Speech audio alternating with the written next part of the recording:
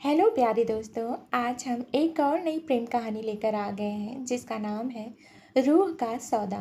तो चलिए कहानी को शुरू करते हैं। रणविजय सिंह शेखावत शेखावत इंडस्ट्रीज का 28 वर्षीय बेरहम और जुनूनी सीईओ जो प्यार को केवल कब्जा मानता है। वहीं दूसरी तरफ मन्नत मल्होत्रा 21 वर्षीय मासूम चुलबुली लेकिन निडर लड़की जो अपनी बीमार माँ के लिए रणविजय की कैद को सहने को मजबूर है। तो आगे अब हम कहानी में जानते हैं। रात के ठीक 2 बज रहे थे। बाहर आसमान में काले कचरारे बादल गरज रहे थे और तेज हवाएं शेखावत मेंशन की खिड़कियों से टकराकर एक अजीब सा खौफ पैदा कर रही थी। कमरे के अंदर मुकम्मल अंधेरा था। सिर्फ फ्रेंच विंडो से छनकर आ रही चांद की धुंधली सी रोशनी बिस्तर के कोनों में सिमटी एक नाजुक सी जान पर पड़ रही थी। वह मन्नत थी। मन्नत ने अपनी दोनों घुटनों को सीने से सटा रखा था और अपनी ही बाहों में खुद को भींच कर सुबक रही थी। उसके लाल रो रो कर सूजे हुए गालों पर आंसुओं के निशान सूख चुके थे, लेकिन खौफ अब भी उसकी आंखों में साफ तैर रहा था। तभी सन्नाटे को चीरती हुई दरवाजे के डिजिटल लॉक की बीप की आवाज गूंजी। मन्नत का पूरा जिस्म थरथरा उठा। उसने डर के मारे अपनी आंखें कसकर बंद कर ली।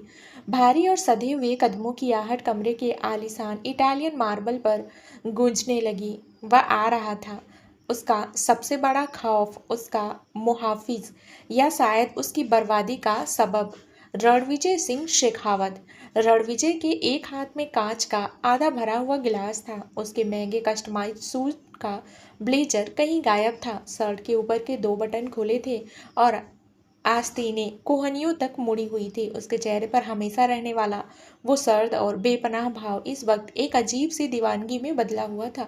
वह धीरे धीरे बेड के करीब आया और बिना कोई आवाज किए मन्नत के बिल्कुल पास बैठ गया।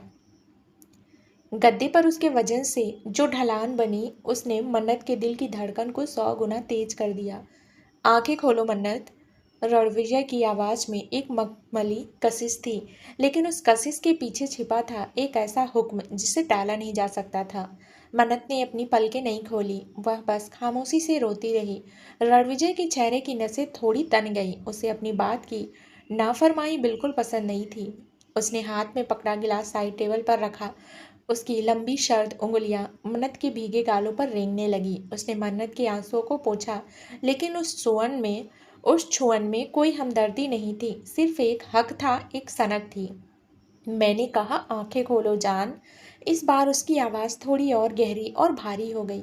मन्नत ने डरते डरते अपनी बड़ी बड़ी पानी से भरी आंखें उठाई। चांद की मध्यम रोशनी में जब उसकी नज़र रणविजय की उन गहरी भूरी और जुनूनी आंखों से टकराई तो उसकी सांसें हलक में अटक गई। तुम तुम मुझे यहाँ क्यों लाए हो? प्लीज़ रणविजय, मुझे घर जाने दो। मेरी माँ राह देख रही होगी। मैंने तुम्हारा क्या बिगाड़ा है? मन्नत की आवाज़ कांप रही थी। वह लगभग गिड़गिड़ा रही थी।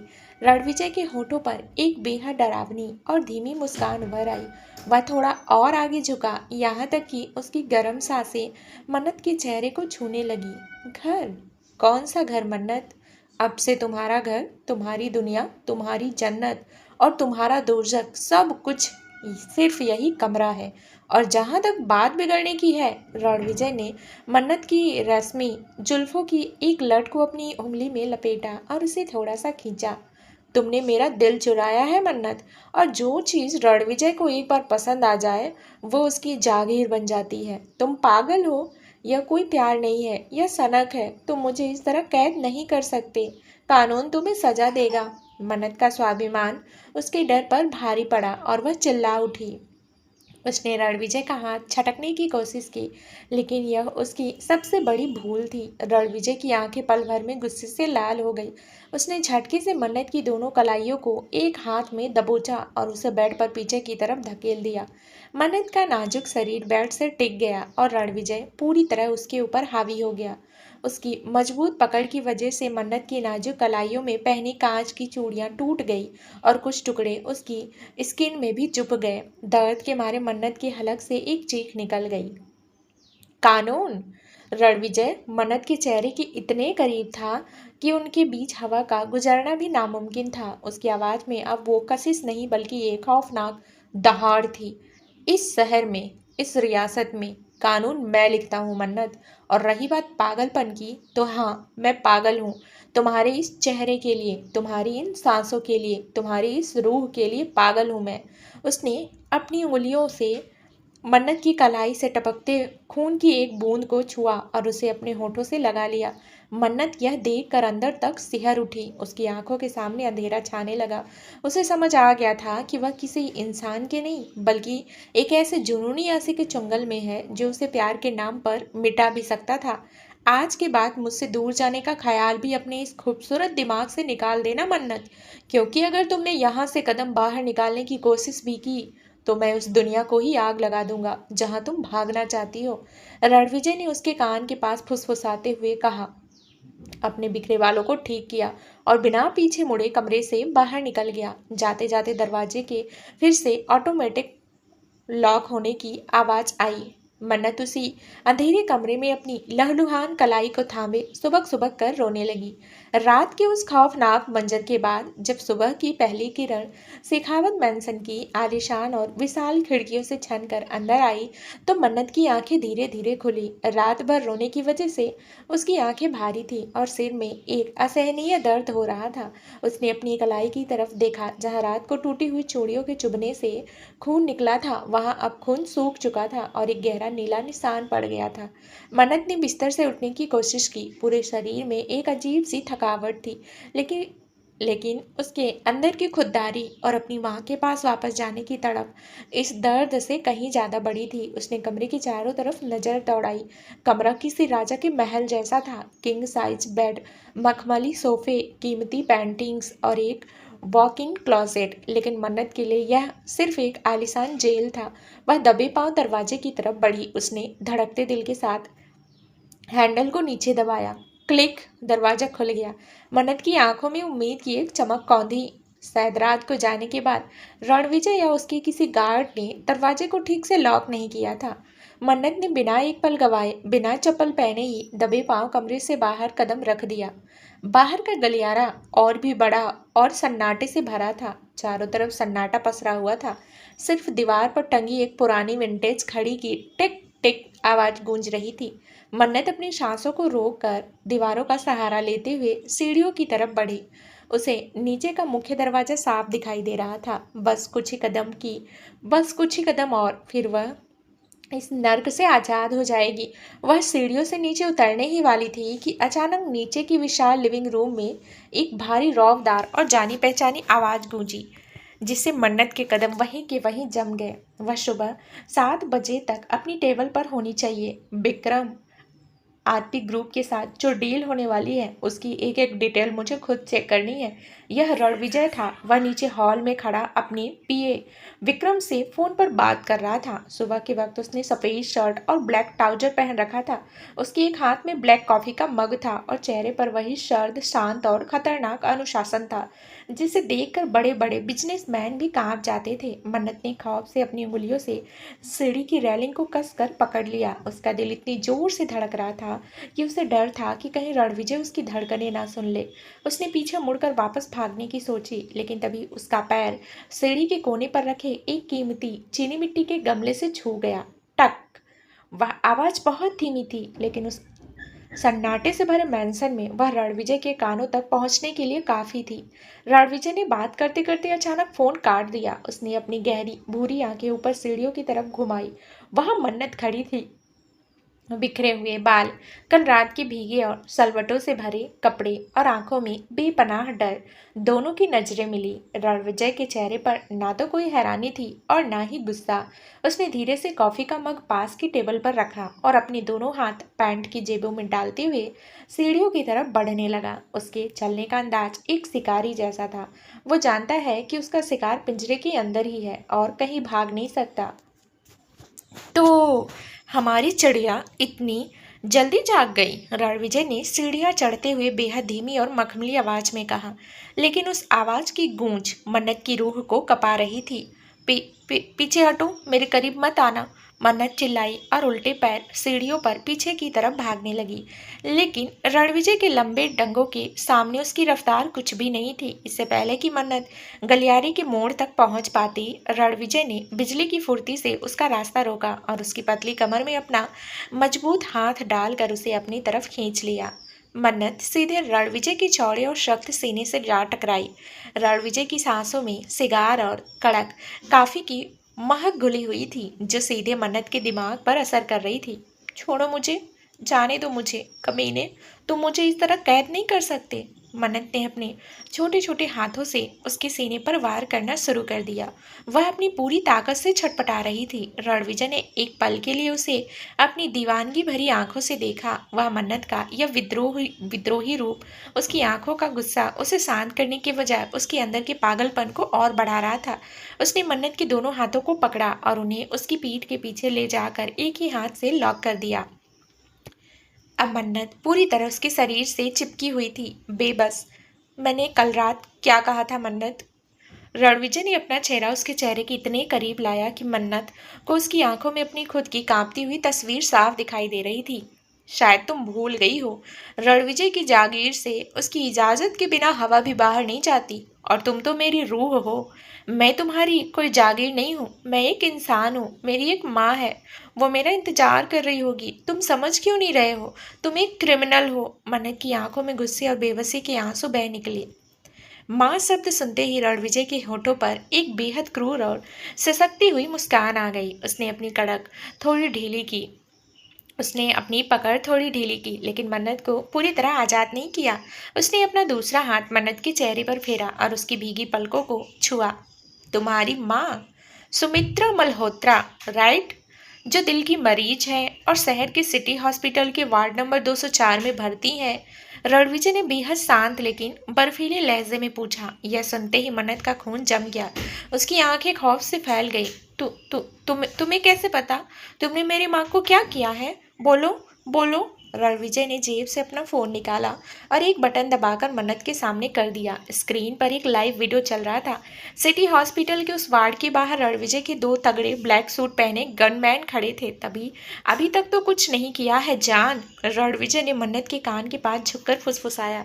उसकी आवाज में एक गहरा और जानलेवा सस्पेंस था। लेकिन अगर तुमने दोबारा इस चौखट को पार करने की कोशिश की या अपनी इस खूबसूरत जान को कोई नुकसान पहुंचाने की कोशिश की, तो तुम्हारी माँ के वेंटिलेटर का स्विच बंद होने में सिर्फ 1 सेकंड लगेगा और उसका इल्जाम जाएगा सिर्फ और सिर्फ तुम पर। मन्नत का पूरा वजूद हिल गया। उसे महसूस हुआ कि उसके पैरों के नीचे से जमीन खिसक गई है। वह रणविजय के पैरों में गिरने की हालत में आ गई। नहीं, नहीं, प्लीज ऐसा मत करना।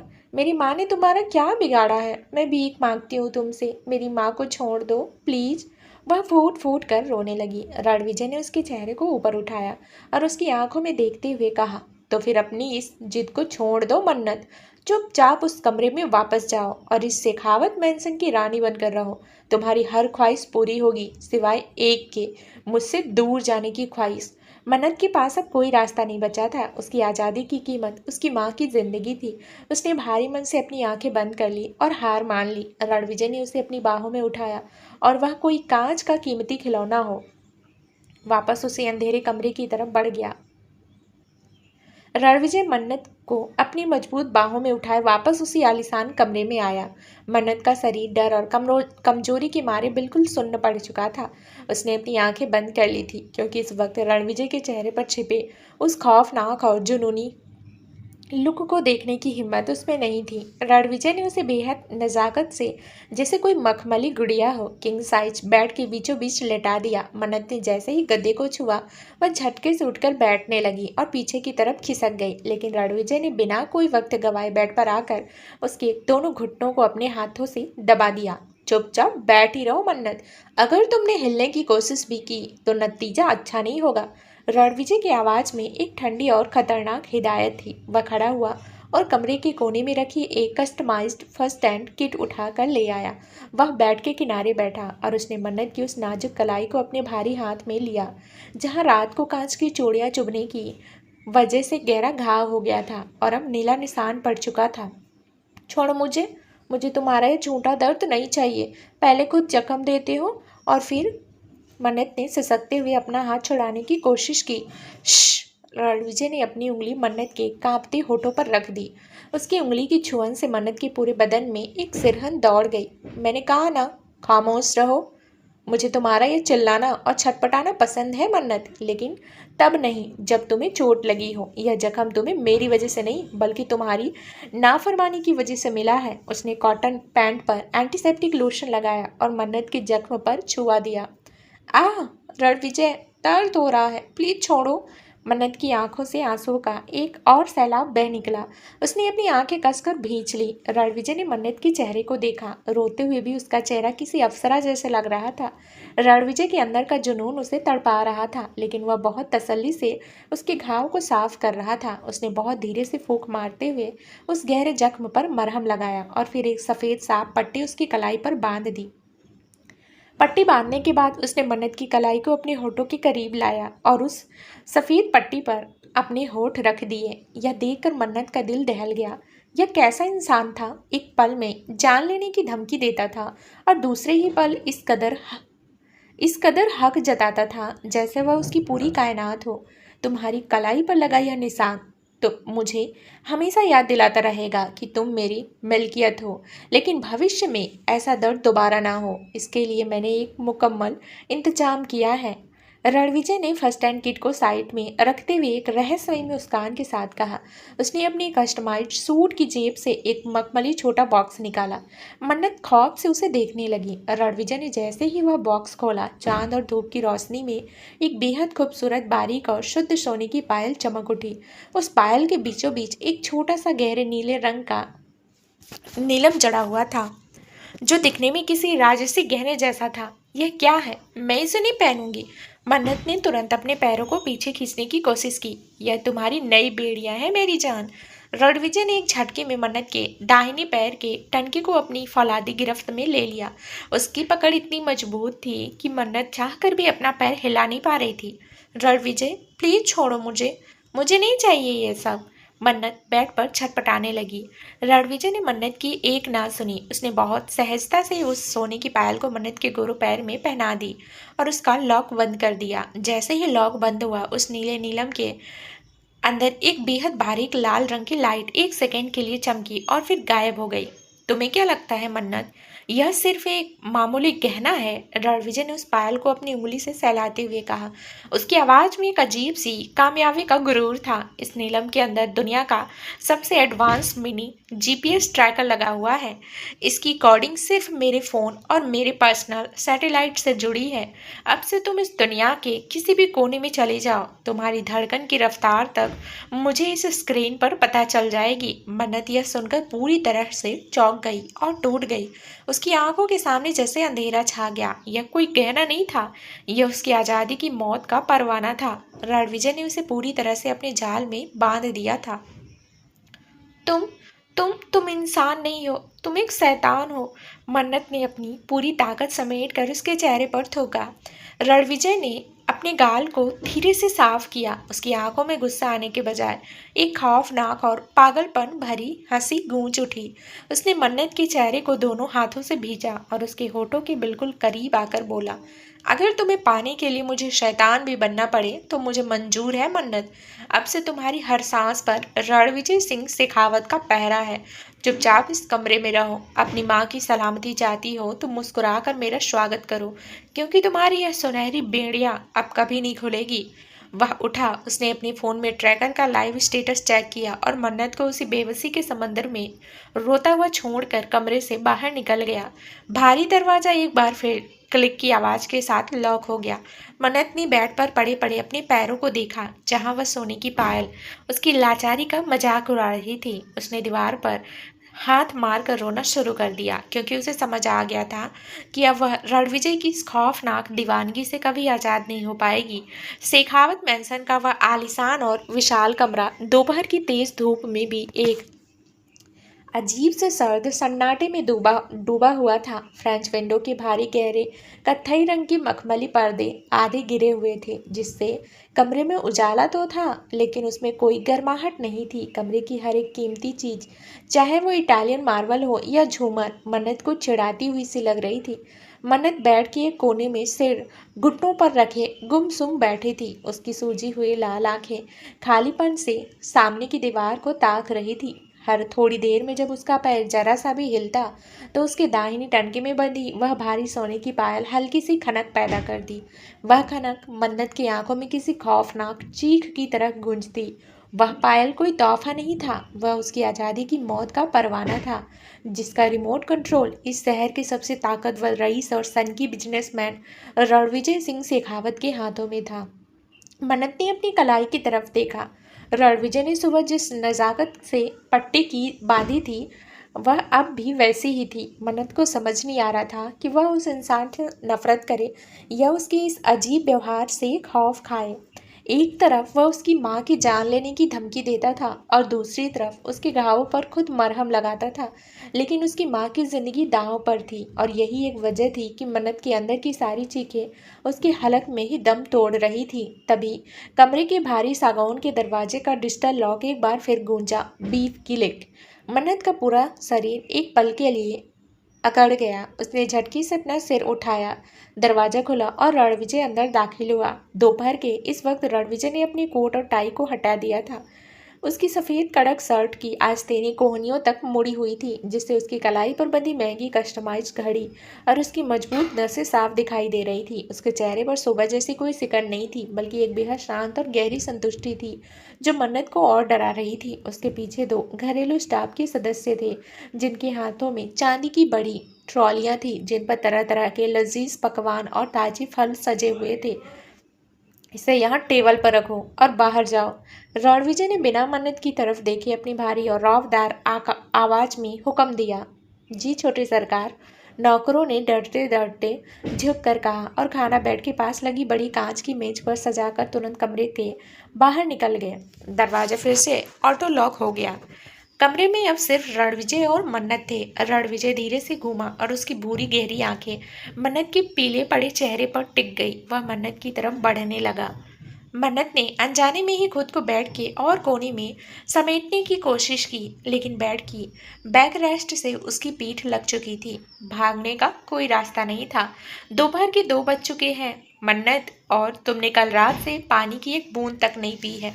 रणविजय ने बेड के किनारे बैठते हुए कहा। उसकी आवाज़ में एक अजीब सी नरमी थी, जो किसी भी वक्त एक हिंसक तूफान में बदल सकती थी। मन्नत ने अपना चेहरा दूसरी तरफ घुमा लिया और खामोश रही। उसका यह मौन रणविजय को बिल्कुल पसंद नहीं आया।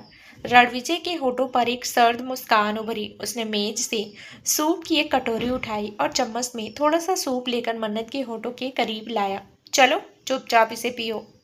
मुझे नहीं पीना। मुझे तुम्हारा दिया हुआ कुछ भी नहीं चाहिए। तुम मुझे मार क्यों नहीं देते रणविजय? अपनी माँ की सलामती के लिए मैं यहाँ कैदी बनकर रहने को तैयार हूँ, लेकिन तुम्हारी हाथों से पानी भी नहीं पीऊंगी। मन्नत ने गुस्से से रणविजय की आंखों में देखते हुए कहा। उसकी आवाज़ में नफरत साफ झलक रही थी। कैदी शब्द सुनते ही रणविजय की आंखें पल भर के लिए सुलग उठती है।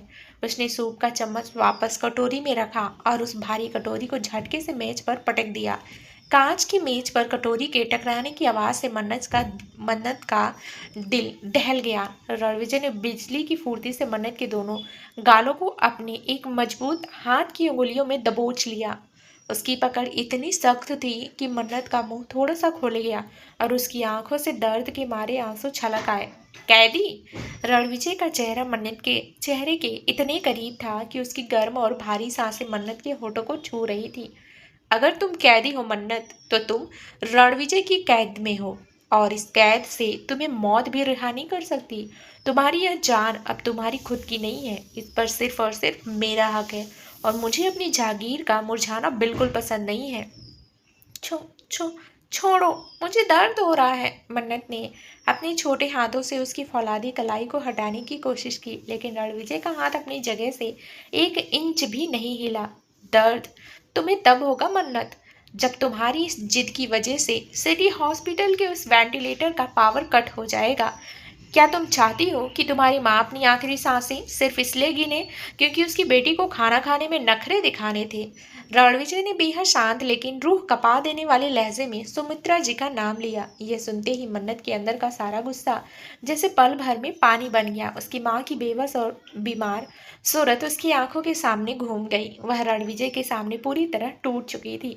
उसकी आंखों से आंसुओं की मोटी मोटी बूंदें रणविजय की उंगलियों पर गिरने लगी। मन्नत की बेबसी और उसके आंसुओं ने रणविजय के गुस्से को अचानक शांत कर दिया। उसने मन्नत के चेहरे से अपनी पकड़ ढीली की, लेकिन अपनी उंगलियों से उसके होठों के कोनों पर आए आंसुओं को पोंछा। उसकी छुअन में अब फिर से वही जुनूनी पजेसिवनेस लौट आई थी। मैं तुमसे नफरत करती हूँ रणविजय। इस दुनिया में सबसे ज्यादा नफरत मैं तुमसे करती हूँ, मन्नत ने सुबकते हुए बेहद धीमी आवाज में कहा। रणविजय ने मन्नत की इस बात पर गुस्सा होने की बजाय एक गहरी और मदहोश करने वाली हंसी हंसी। उसने दोबारा सूप का चम्मच उठाया और मन्नत के होठों से लगा दिया। तुम्हारी नफरत भी मुझे कबूल है मन्नत, बस शर्त इतनी है कि तुम्हारी यह नफरत भी सिर्फ मेरे लिए होनी चाहिए। किसी और के बारे में सोचना तो दूर, तुम्हारी आंखों में किसी और के लिए गुस्सा भी आया तो मैं बर्दाश्त नहीं करूंगा। अब चलो चुपचाप खाना खाओ। मन्नत के पास अब कोई विकल्प नहीं था। उसने अपनी आंखें बंद कर ली और भारी मन से रोते हुए उस सूप का एक घूंट पिया। रणविजय बहुत तसल्ली से एक एक चम्मच करके उसे अपने हाथों से खाना खिला रहा था। जब मन्नत के होठों पर थोड़ा सा सूप लग जाता तो रणविजय अपनी उंगली के पोरों से उसे साफ कर देता। उसका यह अंदाज मन्नत को अंदर तक खौफ से भर रहा था। वह समझ नहीं पा रही थी कि यह इंसान कोई प्रेमी था या कोई जल्लाद। जब मन्नत ने आधा खाना खा लिया तो रणविजय ने प्लेट को साइड में रखा। उसने मन्नत के सिर पर हाथ फेरा और उसके रेशमी बालों को सहलाते हुए कहा, गुड गर्ल, मुझे अपनी बात मानने वाली मन्नत ज्यादा पसंद है। वह बेड से खड़ा हुआ और उसने कमरे के कोने में रखे एक बड़े वार्डरोबर की तरफ इशारा किया। इस वार्डरोबर में तुम्हारी पसंद के हर रंग का, हर डिजाइन के कपड़े मौजूद हैं। शाम को मेरे कुछ खास मेहमान आ रहे हैं। मैं चाहता हूँ कि तुम तैयार रहो, और हाँ, भागने की या खुद को चोट पहुंचाने की बेवकूफ़ी दोबारा मत करना, क्योंकि तुम्हारी हर हरकत पर इस पायल के जरिए मेरी नज़र है। रणविजय ने अपने फ़ोन में ट्रैकर का लाइव स्टेटस मन्नत को दिखाया, जहां मन्नत के पैर की लोकेशन बिल्कुल साफ दिख रही थी। मन्नत ने नफरत से अपनी नजरें हटा ली। रणविजय बिना कुछ और कहे कमरे से बाहर निकल गया और भारी दरवाजा एक बार फिर क्लिक की आवाज के साथ लॉक हो गया। मन्नत बेड पर पड़े पड़े अपने पैर को देखने लगी, जहां वह सोने की पायल उसकी लाचारी का मजाक उड़ा रही थी। उसने तकिए में मुंह छुपाकर रोना शुरू कर दिया, क्योंकि उसे समझ आ गया था कि रणविजय का यह दबदबा उसकी जिंदगी को पूरी तरह से निगलने वाला था। रणविजय के जाने के बाद कमरे का वह भारी सागौन का दरवाजा जब क्लिक की आवाज के साथ बंद हुआ तो मन्नत को लगा जैसे उसकी बची कुची सांसें भी उस दरवाजे के पार चली गई हो। दोपहर की धूप अब धीरे धीरे ढल रही थी और शेखावत मैंसन के उस आलीशान कमरे के कोनों में शाम का धुंधलका अपनी चादर फैलाने लगा था।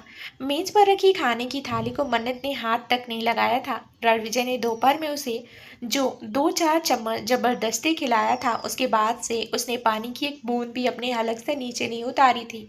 मन्नत के अंदर की खुददारी और उसकी सुलगती नफरत इस वक्त उफान पर थी। वह बेड के कोने में बेजान पड़ी थी। उसका गोरा और मासूम चेहरा भूख, प्यास और मानसिक तनाव के कारण बिल्कुल पीला पड़ चुका था। उसकी गुलाबी होठों पर सूखी पपड़ियां जम गई थी और सिर में एक असहनीय भारी दर्द हो रहा था। जब भी वह अपनी स्थिति बदलने के लिए हल्की सी हलचल करती, उसके पैर की वह भारी सोने की ट्रैकर पायल खनक उठती। वह खनक उसे बार बार याद दिलाती कि उसकी आज़ादी की कीमत उसकी माँ की आखिरी सांसें हैं। तुम मुझे कैद रख सकते हो रणविजय, लेकिन मेरी रूह को अपनी जागीर नहीं बना सकते। मन्नत ने सूखी आवाज में फुसफुसाया। उसकी आंखों से आंसुओं का एक और कतरा बहकर तकिए में समा गया। शाम के ठीक 7 बज चुके थे। बाहर गलियारे में मेहमानों की गाड़ियों की आवाजें और हल्की सुगबुगाहट होने लगी थी। तभी कमरे का डिजिटल लॉक एक बार फिर गूंजा, बीप क्लिक।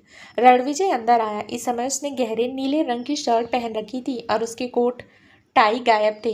शर्ट के ऊपर के 2 बटन खुले थे, जिससे उसकी रौबदार कद-काठी और भी गंभीर लग रही थी। दिन भर की बड़ी-बड़ी बिजनेस मीटिंग्स और मेहमानों के स्वागत के बाद भी उसके चेहरे पर थकान का कोई नामो-निशान नहीं था। लेकिन जैसे ही उसकी गहरी भूरी नजरें मेज पर रखी, वैसी की वैसी ही ढकी हुई खाने की थाली पर पड़ी, उसकी आंखों में एक खतरनाक और जानलेवा तूफान तैर गया। वह भारी और सदे हुए कदमों से मन्नत के करीब आया। उसने साइड टेबल पर इतनी जोर से हाथ पटका कि वहां रखा पानी का गिलास थरथरा उठा। मन्नत, यह क्या बदतमीजी है? मैंने दोपहर में क्या कहा था तुमसे? शाम के मेहमान आ चुके हैं और तुम अभी तक इसी हालत में बेड पर पड़ी हो। उसकी आवाज की गड़गड़ाहट से पूरा कमरा गूंज उठा, लेकिन मन्नत ने कोई जवाब नहीं दिया। उसने अपनी आंखें बंद रखी, मानो वह इस कमरे में मौजूद ही ना हो। उसका यह मौन रणविजय के गुरूर पर सबसे बड़ा प्रहार था। मुझसे नजरें मिलाने की हिम्मत करो मन्नत। रणविजय सिंह शेखावत को नजरअंदाज करने की जरूरत आज तक किसी ने नहीं की। उसने झटके से मन्नत का हाथ पकड़ा और उसे अपनी तरफ खींचना चाहा, लेकिन जैसे ही उसने मन्नत की ठंडी और बेजान कलाई को छुआ, रणविजय का दिल एक पल के लिए थम गया। मन्नत का शरीर बिल्कुल बर्फ की तरह ठंडा पड़ चुका था और वह बिना किसी विरोध के बेड पर एक तरफ लुढ़क गई। उसकी गर्दन एक तरफ झुक गई थी और पलकें अध खुली थी। वह भूख, कमजोरी और बेपनाह तनाव के मारे बेहोश हो चुकी थी। मन्नत, मन्नत, आंखें खोलो मन्नत। रणविजय की आवाज में जो बेपनाह गुरूर था वह पल भर में गायब हो गया और उसकी जगह एक अनजाने गहरे खौफ ने ले ली। उसने बिजली की फुर्ती से मन्नत को अपनी मजबूत बाहों में उठाया और बेड के बीच में लिटाया। उसने मन्नत के चेहरे पर पानी के छींटे मारे, उसके गालों को थपथपाया, लेकिन मन्नत के शरीर में कोई हलचल नहीं हुई। वह बिल्कुल एक बेजान गुड़िया की तरह शांत थी। रणविजय के हाथ कांपने लगे थे। वह इंसान जो पूरी दुनिया को अपने पैरों तले रखता था, वह इस वक्त एक लड़की की बंद आंखों को देखकर अंदर से हिल गया था। उसने तुरंत अपने फोन से शेखावत खानदान के पर्सनल डॉक्टर को कॉल लगाया। डॉक्टर आनंद, इसी वक्त मैंसन के ऊपरी कमरे में पहुंचो। मन्नत बेहोश हो गई है। अगर तुम्हें यहाँ पहुंचने में 5 मिनट से ज्यादा लगे तो याद रखना, इस शहर में तुम्हारा हॉस्पिटल कल सुबह का सूरज नहीं देख पाएगा। रणविजय ने फोन पर दहाड़ते हुए कहा। उसकी आवाज में गुस्सा कम और मन्नत को खोने का डर ज्यादा था।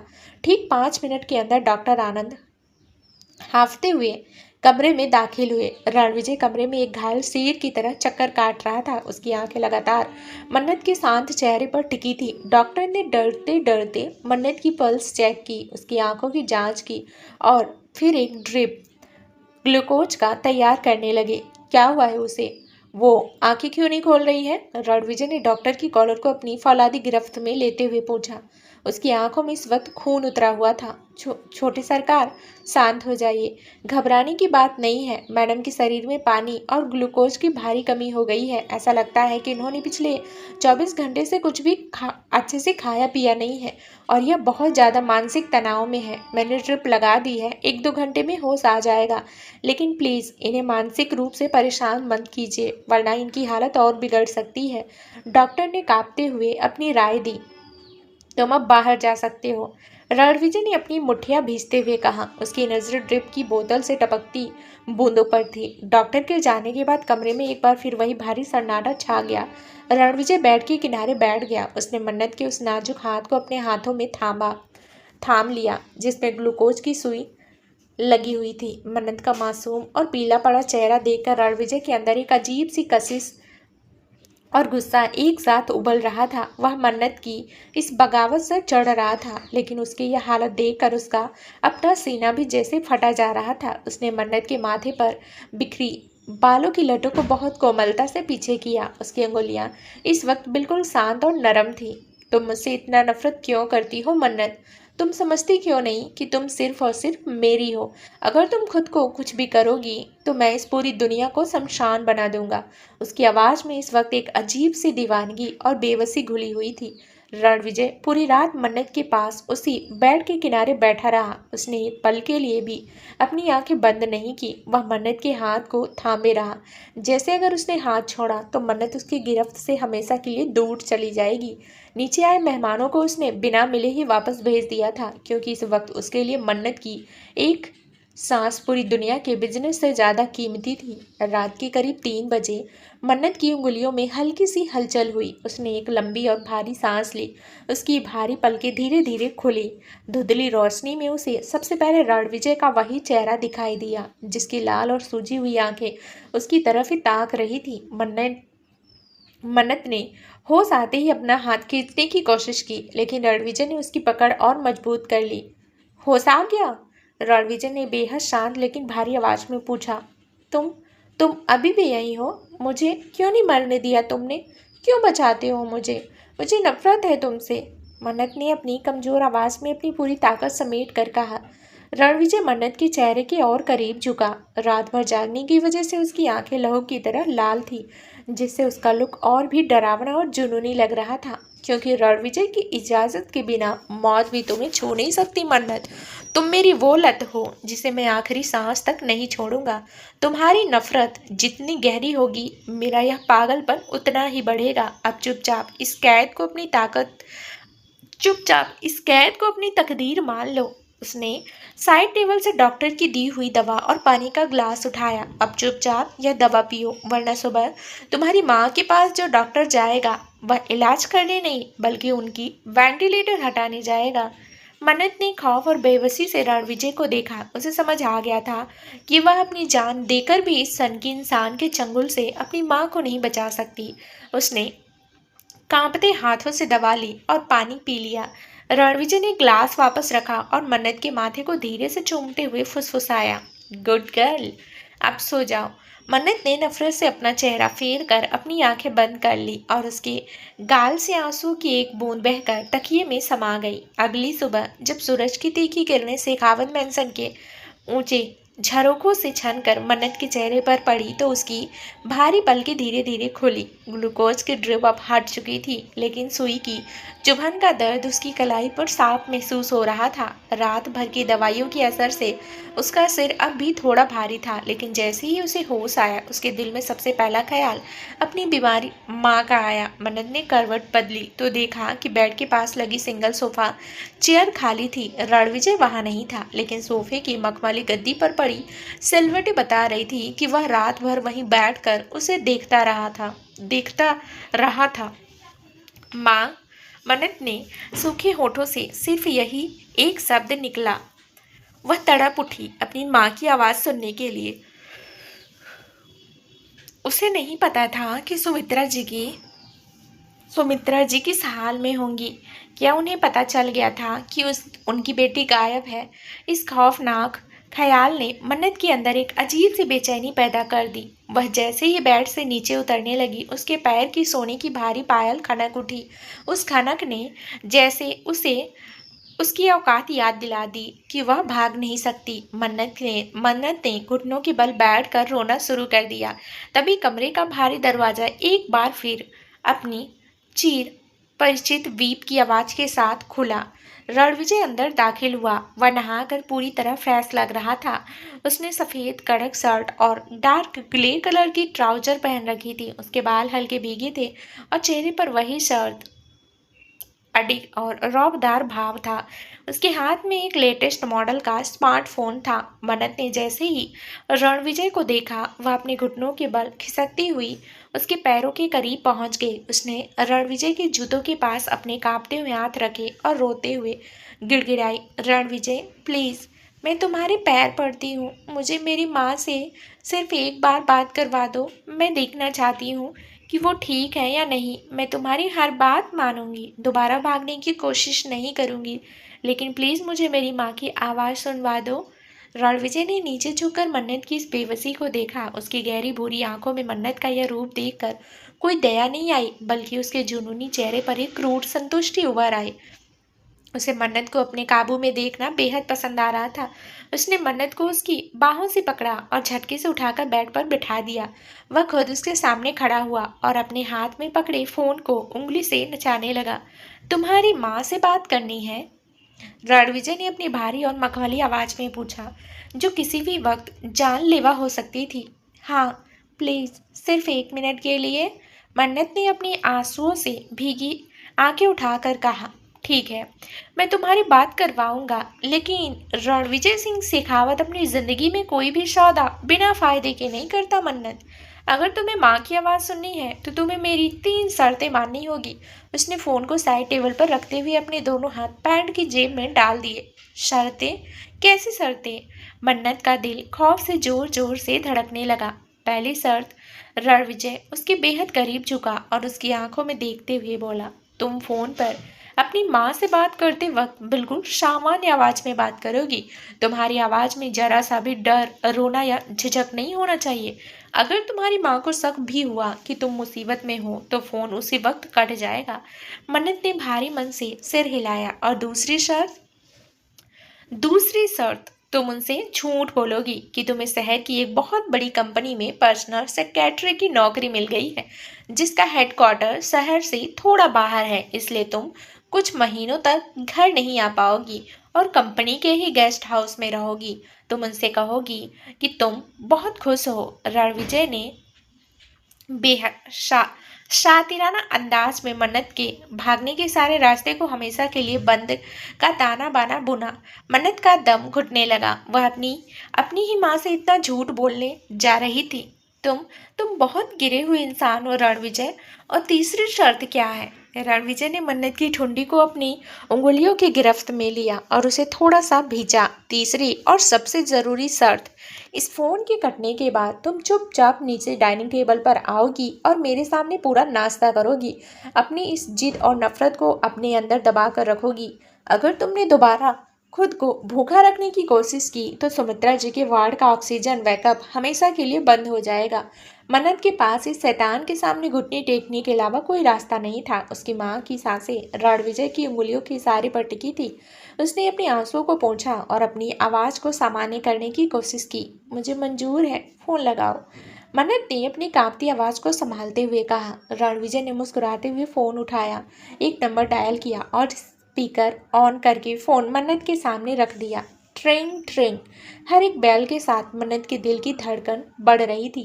तीसरी बैल पर फ़ोन उठ गया। दूसरी तरफ से एक बेहद कमज़ोर और बीमार लेकिन ममता से भरी आवाज़ आई। हेलो मन्नत बेटा। बेटा कहाँ है तू? कल रात से तेरा फोन नहीं लग रहा था। मैं कितनी परेशान थी। माँ की आवाज़ सुनते ही मन्नत के गले में एक रुलाई का गोला फंस गया। उसकी आंखों से आंसू बहने लगे। लेकिन उसने जैसे ही सामने खड़े रणविजय की तरफ देखा, जिसकी उंगली फोन के कट बटन पर थी, मन्नत ने अपनी चीख को अंदर ही घोट लिया। हेलो माँ।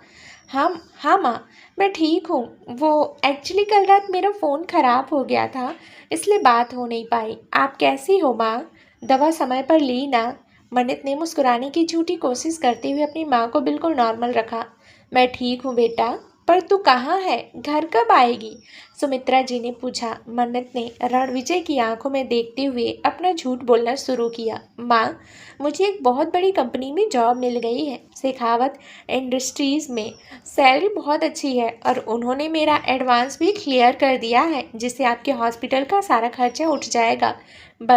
बस एक बात है माँ, कंपनी का हेडक्वार्टर शहर से काफ़ी दूर है, इसलिए मुझे कुछ समय के लिए यही कंपनी के गेस्ट हाउस में रुकना पड़ेगा। मैं रोज़ घर नहीं आ पाऊँगी। अरे, यह तो बहुत अच्छी बात है बेटा। भगवान तेरी रक्षा करे। तू अपनी माँ की चिंता मत कर। यहाँ नर्स बहुत अच्छी है, मेरा पूरा ख्याल रखती है। तू बस मन लगाकर काम कर।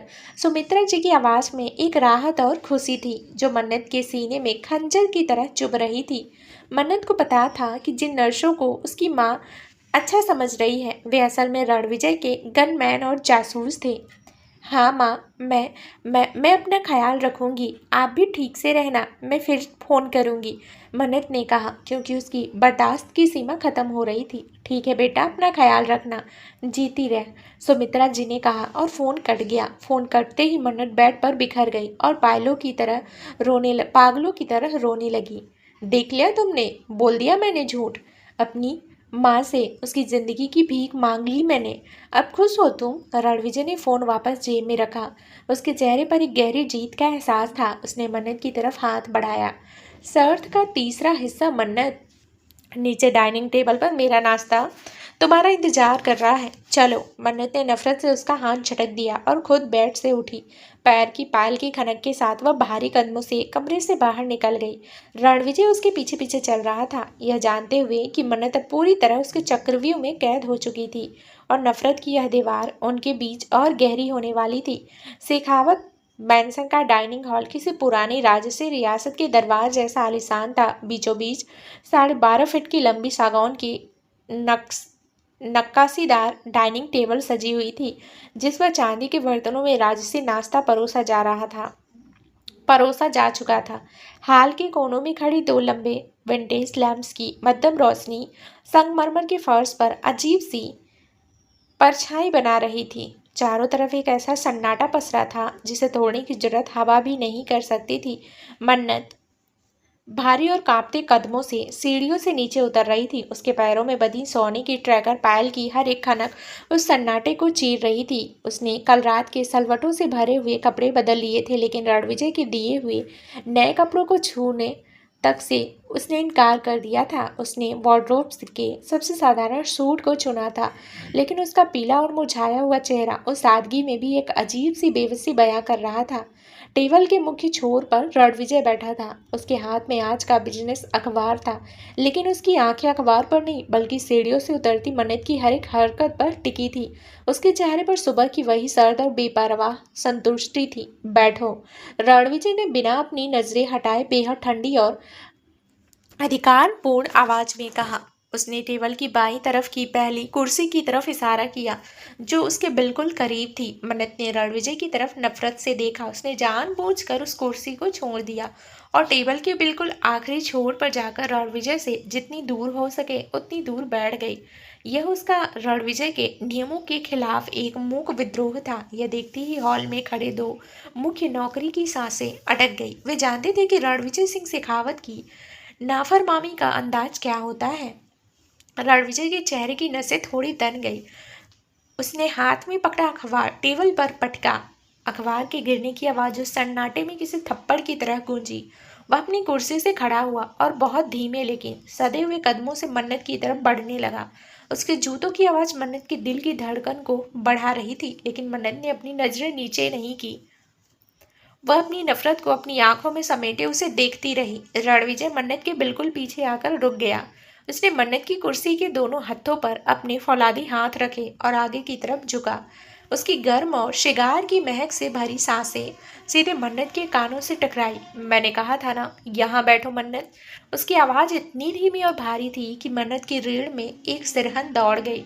रणविजय से दूरी बनाने की इजाजत इस दुनिया में किसी को नहीं है। तुम मेरे जितने करीब रहोगी, तुम्हारी माँ उतनी ही सलामत रहेंगी। माँ का नाम सुनते ही मन्नत के हाथ टेबल के नीचे मुट्ठियों में भीज गए। उसने अपनी आंखों को कसकर बंद किया और अपनी सुलगती नफरत को अंदर दबाया। वह चुपचाप उठी और बिना कुछ कहे रणविजय के बगल वाली कुर्सी पर आकर बैठ गई। Good girl. रणविजय ने मुस्कुराते हुए उसकी ठुंडी को छुआ, लेकिन मन्नत ने झटके से अपना चेहरा पीछे हटा लिया। रणविजय ने नौकरों को इशारा किया। उन्होंने तुरंत मन्नत की प्लेट में नाश्ता परोसना शुरू कर दिया। तरह तरह के फल, जूस और गर्म सैंडविच देखकर भी मन्नत को महसूस हो रहा था जैसे वह कोई पत्थर चबाने जा रही हो। उसने कांपते हाथों से चम्मच उठाया और बिना किसी स्वाद के खाना शुरू किया। आज से इस मेंशन के कुछ नए कायदे तुम्हारे लिए लागू होते हैं मन्नत।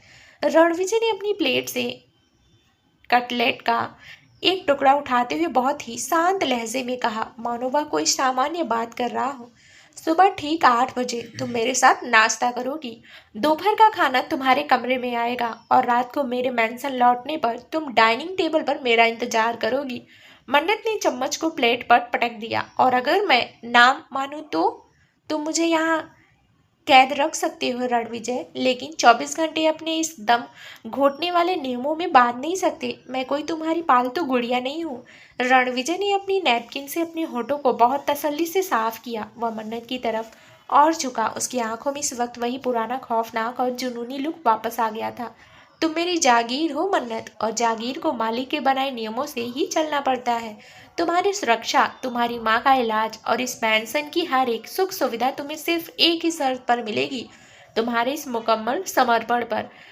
अगर तुमने इन नियमों को तोड़ने की कोशिश की तो शहर का वो हॉस्पिटल तुम्हारे लिए एक शमशान बन जाएगा। मन्नत का दम घुटने लगा। रणविजय ने उसे एक ऐसे चक्रव्यूह में फंसा दिया था जहां उसकी हर एक सांस पर उसका पहरा था। वह अपनी माँ की सलामती की खातिर इस जहर को पीने पर मजबूर थी। उसने रोते हुए अपने आंसू पोंछे और अपनी प्लेट की तरफ देखने लगी। रणविजय खड़ा हुआ। उसने अपनी कलाई पर बंधी महंगी घड़ी को देखा और मन्नत के सिर पर हाथ फेरते हुए फुसफुसाया, मैं शाम को ठीक 7 बजे लौटूंगा। मुझे उम्मीद है कि मेरी मन्नत मेरा इंतजार करती हुई मिलेगी। वह भारी कदमों से हॉल से बाहर निकल गया। उसके जाते ही मन्नत को अपनी कलाई पर बंधी पट्टी को देखा और डाइनिंग टेबल पर ही अपना सिर रखकर फूट फूट कर रोने लगी। रणविजय के ऑफिस के लिए निकलते ही पूरा शेखावत मैंसन जैसे एक अजीब सी खामोशी में डूब गया था। डाइनिंग टेबल पर बैठी मन्नत का दिल बुरी तरह से धड़क रहा था। रणविजय के बनाए वो कड़े नियम, उसकी वो डरावनी बातें और उसकी आंखों की वो सनक मन्नत के दिमाग में हथौड़े की तरह बज रही थी। नहीं, मैं यहाँ एक पल भी नहीं रह सकती। अगर मैं इसी तरह उसके इशारों पर चलती रही तो मैं सचमुच पागल हो जाऊंगी। मन्नत ने अपने आंसू पोंछते हुए खुद से कहा। उसने हॉल में खड़े स्टाफ की तरफ देखा। वे सब अपने अपने काम में व्यस्त थे और किसी का ध्यान उसकी तरफ नहीं था। मन्नत ने इस मौके का फायदा उठाने की सोची। अपनी माँ की बीमारी की चिंता और यहाँ से आज़ाद होने की छटपटाहट उसके डर पर भारी पड़ चुकी थी। वह दबे पांव डाइनिंग हॉल से निकली और मैंसन के मुख्य एग्जिट डोर की तरफ बढ़ने लगी। जैसे ही वह दरवाजे के करीब पहुंची, उसने देखा कि वहां कोई गार्ड मौजूद नहीं था।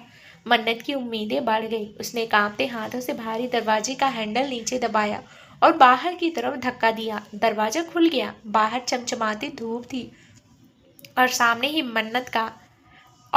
ही मैंसन का एक बहुत बड़ा आलीशान लॉन दिखाई दे रहा था। मन्नत बिना चप्पल पहने ही लॉन की हरी घास पर दौड़ने लगी। उसका पूरा ध्यान सामने दिख रहे उस विशाल लोहे की मेन गेट पर था, जो बाहरी दुनिया और उसकी आज़ादी के बीच की आखिरी दीवार था।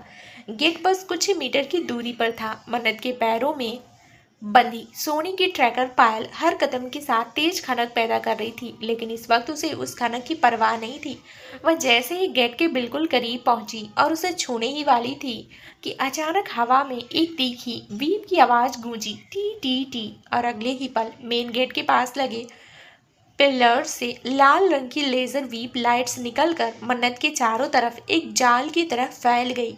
इसके साथ ही मैंसन के कोनों से 3 लंबे हट्टे कट्टे सिक्योरिटी गार्ड्स दौड़ते हुए आए और उन्होंने मन्नत का रास्ता रोक लिया। मैम प्लीज पीछे हटिए, बॉस का सख्त ऑर्डर है, आप इस गेट के बाहर कदम नहीं रख सकती। मुख्य सिक्योरिटी गार्ड ने बेहद ठंडे और सख्त लहजे में कहा। मन्नत खौफ और गुस्से से हाँफ रही थी। उसने गेट की लोहे की सलाखों को पकड़ लिया और उन्हें हिलाने लगी। हटो मेरे रास्ते से, तुम लोग मुझे इस तरह गैर कानूनी तरीके से बंद नहीं रख सकते। मुझे जाने दो, मेरी माँ हॉस्पिटल में है, वह चिल्लाई। उसकी आवाज़ में बेबसी साफ झलक रही थी। सॉरी मैम, अगर हमने आपको जाने दिया तो सर हम में से किसी को जिंदा नहीं छोड़ेंगे। प्लीज़ अपने कमरे में वापस जाइए, गार्ड ने बिना किसी भावना के कहा। मन्नत को समझ आ गया कि यह कोई साधारण घर नहीं है, बल्कि एक हाईटेक जेल है जहां रणविजय की परमिशन के बिना परिंदा भी पर नहीं मार सकता। उसके पैरों की पायल में लगा वो मिनी जीपीएस ट्रैकर सीधे इस मैंसन की सिक्योरिटी सिस्टम से कनेक्ट था। जैसे ही उसने बाउंड्री लाइन पार करने की कोशिश की, अलार्म बज गया। मन्नत की बची कुची हिम्मत भी टूट गई। वह वहीं गेट के पास जमीन पर बैठ गई और अपने दोनों हाथों में मुंह छुपाकर फूट फूट कर रोने लगी। सिक्योरिटी स्टाफ ने नजाकत से उसे उठाया और वापस मैंसन के अंदर छोड़ दिया। मन्नत भारी कदमों से अपने कमरे में आई और अंदर से दरवाजा बंद कर लिया। वह बिस्तर पर गिरकर सुबकने लगी। नफरत और लाचारी का यह एहसास उसे अंदर ही अंदर मार रहा था। शाम के ठीक 7 बजे मैंसन की पोर्च में रणविजय की आलीशान ब्लैक कार आकर रुकी।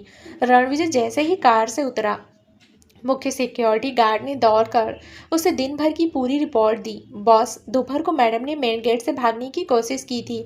अलार्म बजने पर हमने उन्हें रोक लिया, गार्ड ने सिर झुकाकर कहा। यह सुनते ही रणविजय के चेहरे का रंग बदल गया।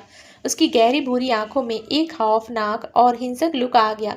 उसने अपनी मुठ्ठियां कस ली। बिना एक शब्द बोले वह भारी और तेज कदमों से सीढ़ियां चढ़ता हुआ सीधे मन्नत के कमरे के सामने पहुंचा। उसने डिजिटल लॉक पर अपना अंगूठा लगाया। Beep, click. दरवाजा झटके के साथ खुला। मन्नत बेड पर बैठी थी। उसकी आंखें सुबह से रोने के कारण सूजी हुई थी। रणविजय को देखते ही वह सहम गई, क्योंकि इस वक्त रणविजय का रूप एक घायल शेर जैसा लग रहा था। रणविजय ने कमरे के अंदर आते ही दरवाजा पीछे से जोर से बंद किया। वह मन्नत की तरफ बढ़ा। उसने मन्नत की दोनों कलाइयों को अपनी एक फौलादी गिरफ्त में लिया और उसे बेड की बैक रेस्ट से सटा दिया। तुम्हारी हिम्मत कैसे हुई मन्नत? मैंने कल रात और आज सुबह तुमसे क्या कहा था? रणविजय की आवाज़ इतनी भारी और दबी हुई थी कि कमरे की दीवारें हिलती हुई महसूस हुई। क्या तुम्हें मेरी बातें मजाक लगती है, या तुम्हें अपनी माँ की जिंदगी से कोई प्यार नहीं है? छोड़ो मुझे दर्द हो रहा है रणविजय। हाँ, कि मैंने भागने की कोशिश। मैं इस घुटन भरे नरक में नहीं रह सकती। तुम एक क्रिमिनल हो। तुमने मुझे किडनैप किया है। मन्नत ने अपना पूरा दर्द और नफरत उसकी आंखों में उड़ेलते हुए कहा। किडनैप? रणविजय मन्नत के चेहरे के इतने करीब आ गया कि उनके होठों के बीच महज कुछ मिलीमीटर की दूरी बची थी। उसकी आंखों का पागलपन इस वक्त अपने चरम पर था। इसे किडनैपिंग नहीं कहते जान, इसे हक कहते हैं। तुम मेरी हो, इस बात को अपने इस खूबसूरत दिमाग में बैठा लो। अगर तुमने दोबारा यहाँ से पैर बाहर निकालने की कोशिश की तो हॉस्पिटल का वो स्टाफ कल सुबह तुम्हारी माँ की डेड बॉडी तुम्हें सौंपेगा। रणविजय का यह आखिरी वार मन्नत के सीधे दिल पर लगा। वह पूरी तरह से सुन्न पड़ गई। उसकी आंखें खौफ से फैल गई और उसके शरीर का सारा विरोध खत्म हो गया। वह रणविजय की मजबूत पकड़ में एक बेजान मूर्ति की तरह ढीली पड़ गई। मन्नत को इस तरह टूटते देखकर रणविजय का गुस्सा अचानक एक अजीब सी तड़प में बदल गया। उसने मन्नत की कलाइयों को छोड़ा और उसके चेहरे को अपने दोनों हाथों में भींच लिया। वह बहुत कोमलता से उसके आंसू पोंछने लगा, लेकिन उसकी स्केयर में भी एक डरावना कंट्रोल था। मुझसे दूर भागने की जिद मत करो मन्नत। मुझे मजबूर मत करो कि मैं तुम्हारे साथ और ज्यादा सख्त हो जाऊं। चुपचाप मेरी बात मानो और मैं तुम्हें दुनिया की हर खुशी दूंगा। लेकिन अगर तुमने दोबारा बगावत की तो मुझसे बुरा कोई नहीं होगा। रणविजय ने उसके कान के पास फुसफुसाते हुए कहा। उसने मन्नत को बेड पर लिटाया, उसके ऊपर मखमली कंफर्टर डाला और बिना पीछे मुड़े कमरे से बाहर निकल गया। दरवाजा फिर से ऑटो लॉक हो गया। मन्नत उसी अंधेरे में अपने पैर की उस सोने की पायल को देखती रही, जो अब उसकी जिंदगी की सबसे बड़ी हकीकत बन चुकी थी। वह पूरी तरह से रणविजय के कंट्रोल में आ चुकी थी। उस आखिरी और खौफनाक टकराव के बाद शेखावत मैंसन में कई दिन बीत चुके थे। इन दिनों में मैंसन का माहौल बदला तो नहीं था, लेकिन मन्नत के अंदर की बगावत अब पूरी तरह शांत हो चुकी थी। वह शांत होना उसका रणविजय के सामने झुकना नहीं था, बल्कि अपनी माँ की जिंदगी को बचाने के लिए चुनी गई एक गहरी बेबस खामोशी थी। मन्नत को अच्छी तरह समझ आ गया था कि रणविजय सिंह शेखावत से लड़ना अपनी ही माँ की मौत को दावत देना है। इन 7 दिनों में मन्नत ने ना तो दोबारा भागने की कोशिश की और ना ही रणविजय के बनाए किसी नियम को तोड़ा।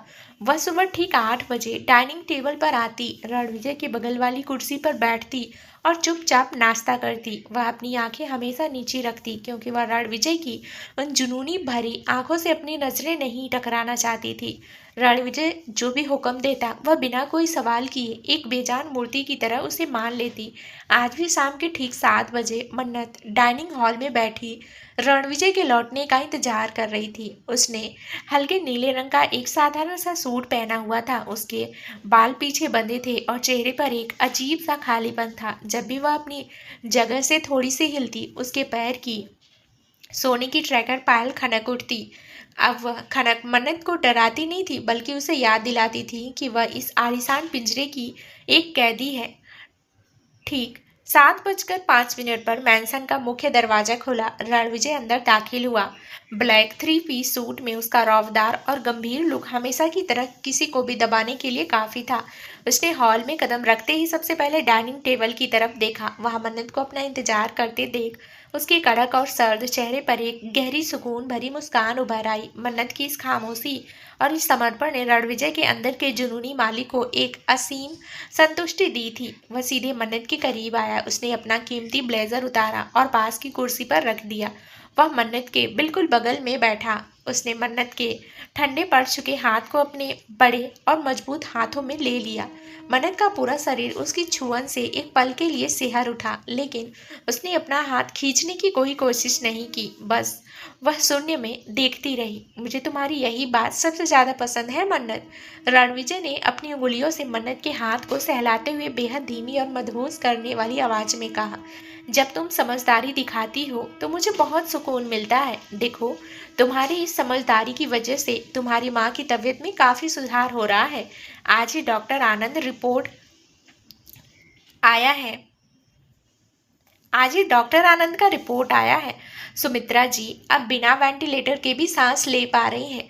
माँ की तबीयत में सुधार की बात सुनते ही मन्नत की आंखों में पल भर के लिए एक चमक आई। उसने झटके से अपना सिर उठाया और सीधे रणविजय की आंखों में देखा। सच्ची मेरी माँ ठीक हो रही है? प्लीज़ रणविजय, मुझे उनसे सिर्फ एक बार मिलने जाने दो। मैं दूर से सिर्फ उन्हें देख लूंगी। तुमसे वादा करती हूँ, मैं भागूंगी नहीं। मन्नत की आवाज़ में इस वक्त एक बेटी की बेबसी और मिन्नत साफ झलक रही थी। रणविजय ने मन्नत के चेहरे को बहुत ध्यान से देखा। रोने और उदासी के बाद भी मन्नत की आंखों की वह मासूमियत उसके दिल की धड़कन बढ़ा रही थी। उसने मन्नत के गाल पर अपनी उंगली फेरी और धीरे से मुस्कुराया। तुम उनसे जरूर मिलोगी मन्नत, लेकिन अभी नहीं। रणविजय का लहजा अचानक गंभीर हो गया। उसने मन्नत के हाथ पर अपनी पकड़ और मजबूत कर ली। बहुत जल्द तुम इस मैंसन से बाहर कदम रखोगी और अपनी माँ के पास जाओगी, लेकिन उस वक्त तुम सिर्फ मन्नत मल्होत्रा बनकर नहीं, बल्कि शेखावत खानदान की बहू और रणविजय सिंह शेखावत की पत्नी बनकर उनके सामने खड़ी होगी। यह सुनते ही मन्नत के पैरों के नीचे से जैसे जमीन खिसक गई। उसका दिल जोर से धड़कने लगा और उसकी आंखें खौफ से फल गई। पत्नी, तुम क्या कह रहे हो रणविजय? रणविजय खड़ा हुआ और उसने अपने सूट की पॉकेट से एक छोटा सा मखमली डिब्बा निकाला। उसने मन्नत के सामने वह डिब्बा खोला। उसके अंदर हीरे की एक बेहद कीमती और खूबसूरत अंगूठी चमक रही थी। मैंने हमारी शादी की सारी तैयारियां पूरी कर ली है मन्नत। रणविजय ने मन्नत की आंखों में अपनी पूरी दीवानगी उड़ेलते हुए कहा। उसकी आवाज में एक ऐसा हुक्म था जिसे टाला नहीं जा सकता था। ठीक 3 दिन बाद इस पूरे शहर और मीडिया के सामने तुम मेरी लीगल वाइफ बनने जा रही हो। मैं दुनिया को बताना चाहता हूँ कि जिस मन्नत पर रणविजय का दिल आया है, अब वह हमेशा के लिए उसकी हो चुकी है। नहीं नहीं नहीं रणविजय, प्लीज ऐसा मत करो। तुमने कहा था कि तुम मुझे सिर्फ यहाँ कैद रखोगे। मैं तुम्हारी हर शर्त मानने को तैयार हूँ, तुम्हारी दासी बनकर रहने को तैयार हूँ, लेकिन मुझसे मेरी पहचान मत छीनो। मैं तुमसे शादी कभी नहीं कर सकती। मैं तुमसे नफरत करती हूँ। मन्नत बेड से उठकर पीछे हटते हुए पागलों की तरह चिल्लाने लगी। उसके सब्र का बांध एक बार फिर टूट चुका था। रणविजय के चेहरे की मुस्कान पल भर में गायब हो गई और उसकी जगह एक खौफनाक सर्द भाव ने ले ली। वह धीरे धीरे मन्नत की तरफ बढ़ा। उसके चलने के अंदाज में एक ऐसी ताकत थी जो मन्नत को अंदर तक कपा रही थी। उसने मन्नत को दीवार से सटा दिया और अपने दोनों हाथ मन्नत के चेहरे के दोनों तरफ दीवार पर टिका दिए। तुम्हारी नफरत का इलाज मैं शादी के बाद बहुत अच्छे से कर दूंगा मन्नत। रणविजय की सांसें मन्नत के होठों को छू रही थी। उसकी आंखों का पागलपन अपने चरम पर था, लेकिन इस शादी को रोकने की ताकत अब इस दुनिया में किसी के पास नहीं थी। 3 दिन बाद मंडप सजेगा, देश के सबसे बड़े पंडित आएंगे और तुम लाल जोड़े में मेरी दुल्हन बनकर बैठोगी। अगर तुमने मंडप पर आने से मना किया या कोई तमाशा करने की कोशिश की तो याद रखना, तुम्हारी माँ हॉस्पिटल के बेड से सीधे शमशान घाट पहुंचेगी। रणविजय की इस आखिरी और जानलेवा अल्टीमेटम ने मन्नत की बची कुची आत्मा को भी झकझोर कर रख दिया था। वह पूरी तरह से टूट चुकी थी। उसे समझ आ गया था कि रणविजय सिंह शेखावत के इस डार्क जुनूनी प्यार से बचने का कोई रास्ता नहीं है। उसकी माँ की जिंदगी के बदले रणविजय ने उसकी पूरी जिंदगी का सौदा कर लिया था। मन्नत ने बेबसी में अपना सिर दीवार से टिका लिया और उसकी आंखों से आंसुओं का एक और सैलाब बह निकला।